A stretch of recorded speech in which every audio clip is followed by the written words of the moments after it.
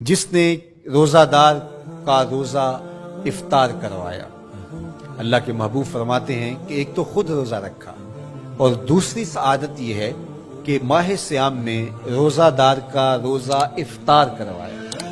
آپ شریعت بیضاء کو بنظر عمیق مطالعہ کر کے دیکھیں، ماہ سیام میں بہت زیادہ اس بات پہ زور دیا گیا ہے کہ روزہ افطار کرواؤ۔ اپنے گھر میں بیٹھ کر کے روزہ افطار کر لینا یہ بھی سعادت مندی ہے، روزہ نصیب ہو جائے، لیکن اس بات پہ بہت زور دیا گیا ہے ماہ سیام میں کہ ایک ماحول پیدا ہو، لوگوں کو افطار کروائیں تاکہ تمام لوگوں تک اللہ تعالیٰ کی نعمتیں پہنچیں اور لوگوں تک جو ہے وہ رمضان المبارک کی برکتیں پہنچیں۔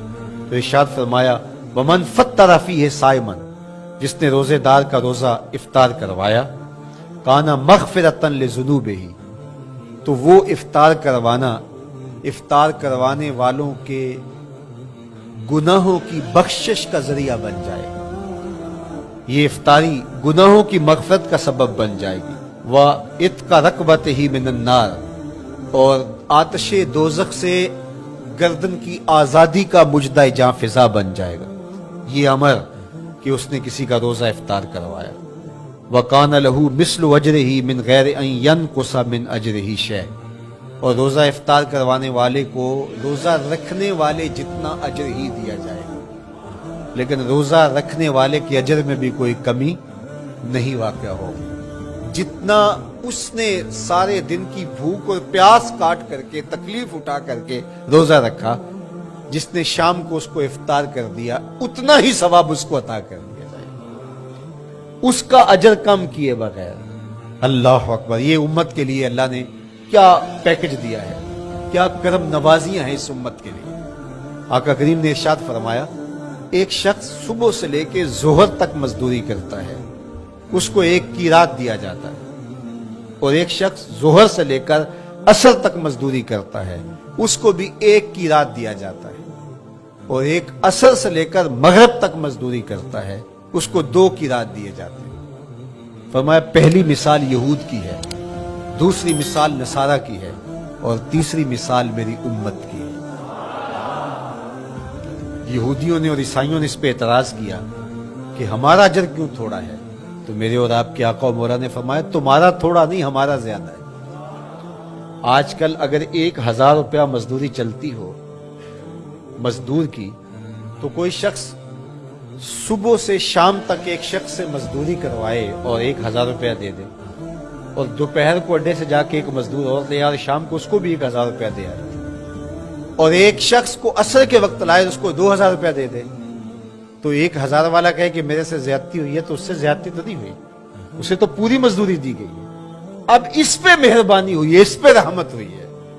تو کہا یہود اور نصارہ کی یہ مثال ہے، ایک صبح سے ظہر تک مزدوری کرے اس کو 1 قیراط، ایک ظہر سے عصر تک مزدوری کرے اس کو بھی 1 قیراط، اور تیسرا بہت تھوڑا وقت عصر سے مغرب تک مزدوری کرے اس کو 2 قیراط۔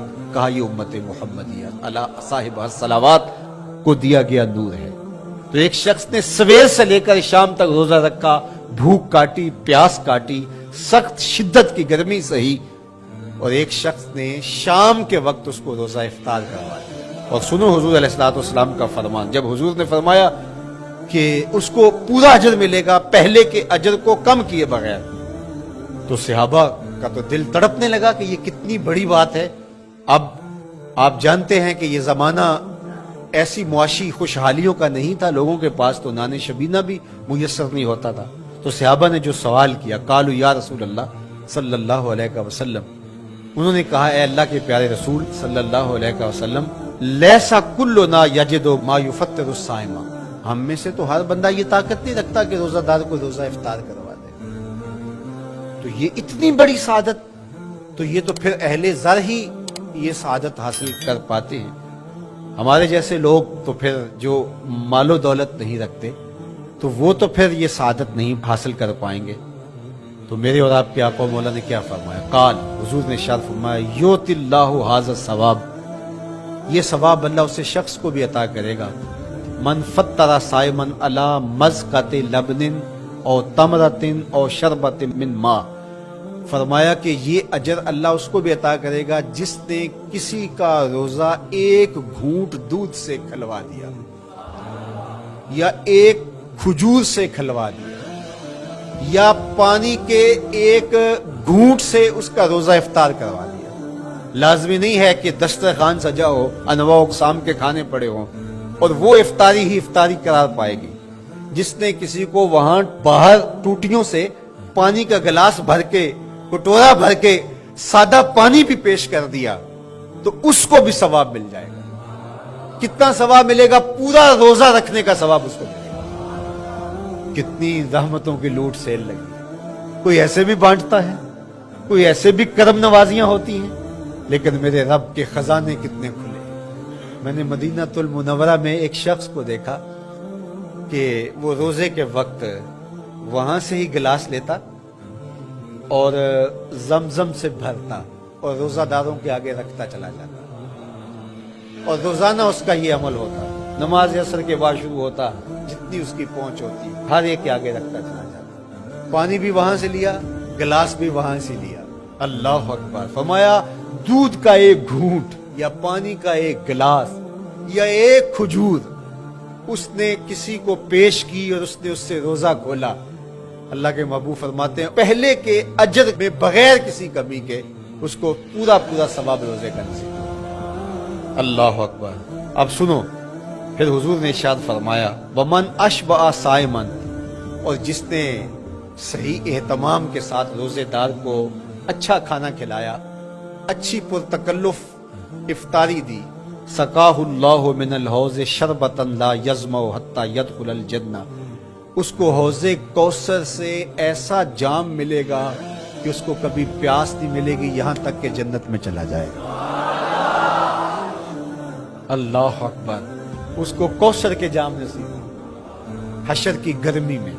और आपको मालूम है, उलमा से आपने बारहा सुना होगा कि जामे कौसर जिसने एक बार पी लिया फिर 50,000 साल के दिन में उसको दोबारा प्यास नहीं लगेगी। ये जामे कौसर की खुसूसियत है। फरमाया वहुवा शहरुन अव्वलुहु रहमा, ये वो महीना है जिसके पहले 10 दिन रहमत है और उसका दरमियानी अशरा मगफिरत है। व आखिरुहु इत्क़ु मिनन नार, और उसका आखिरी अशरा जो है वो आतिश दोज़ख से निजात का ज़ामिन है।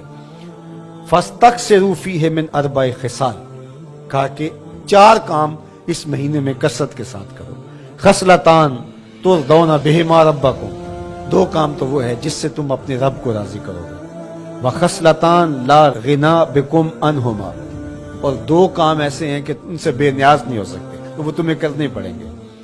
अम्मल खसलतान अल्लतान तुरदौना बिहिमा रब्बकुम, वो 2 खसलतें, 2 काम जिनके जरिए से तुम अपने रब को राजी कर सको। फशहादतु अल्ला इलाहा इल्लल्लाह, वो गवाही देना है ला इलाहा इल्लल्लाह। व तस्तगफिरूनहु, और तुम कसरत से इस्तिगफार करो, अल्लाह से बख्शिश मांगो। ये 2 काम तुमने करने हैं।